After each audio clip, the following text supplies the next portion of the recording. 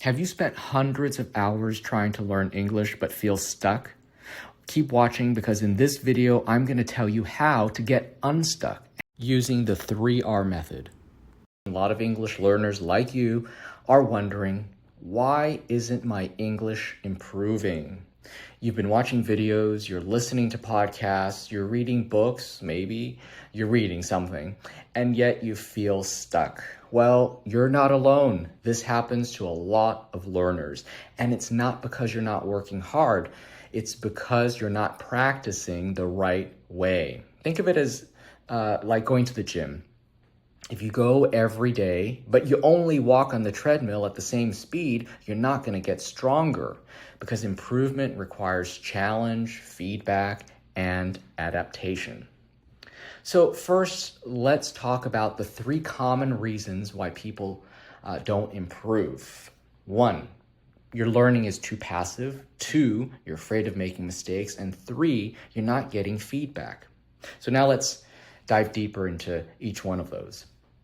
Your learning is too passive because you're just watching or listening to English, and that's not enough. You need to actually engage with the content. For example, engaging with this video would mean you leave a comment with perhaps a tip that you heard in this video that you really liked, because by engaging like this, it shows that you understood what you just heard, what you just watched.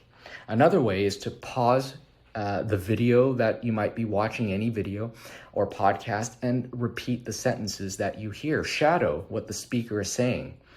You can write down interesting phrases and try using them in your own sentences. Okay, the second one is you're afraid of making mistakes. This is a big one. Many learners don't speak because they're afraid of sounding bad or sounding wrong. But here's the truth. Mistakes are how you grow, and every mistake is a stepping stone. It's an opportunity. So don't be afraid of mistakes. It's one of the fundamentals of language learning. You have to not be afraid of making mistakes. Okay, the third one is you're not getting feedback. While practicing alone is good, you need someone to point out what you're doing wrong. Otherwise, you might keep repeating the same errors over and over. That's a bad thing. So whether it's with a tutor, a language partner, or even recording yourself and comparing it to native speakers, that's good. That's feedback that you need, and that is something that will really help you. Okay, so we've identified the 3 things you're doing wrong. Your learning is too passive, you're afraid of making mistakes, and you're not getting feedback. Now, let's talk about what you can do to really improve.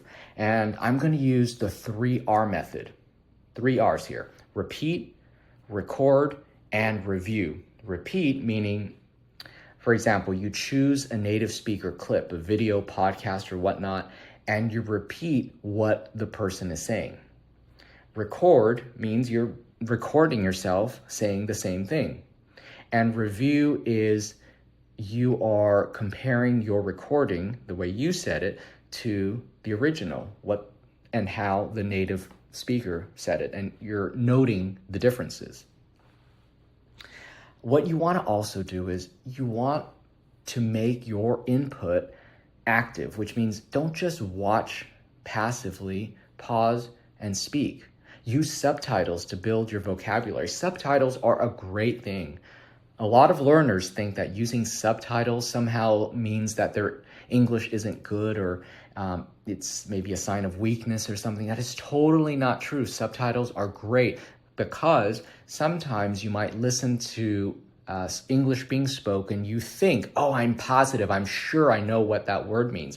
But it turns out that you're wrong, right? And so what happens is you're reinforcing the error. But if you have the subtitle on, then you can be sure about the correct thing as opposed to being sure about the wrong thing.